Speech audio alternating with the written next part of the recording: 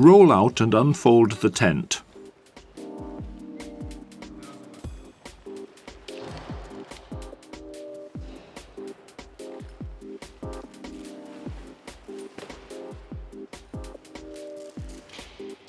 Connect the compressed air cylinder with adapter set, or the electric blower shown here, to the filling valve. Both valves must be closed. That is to say, the centre pin has to be screwed out in a clockwise direction.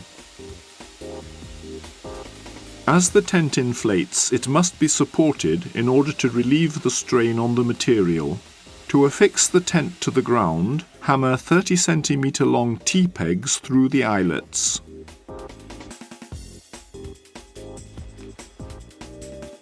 The guy ropes are affixed to the ground on 50 cm T-pegs.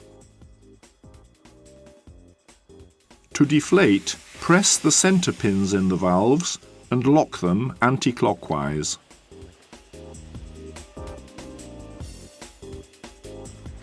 To take down, fold and roll up the tent towards the valves.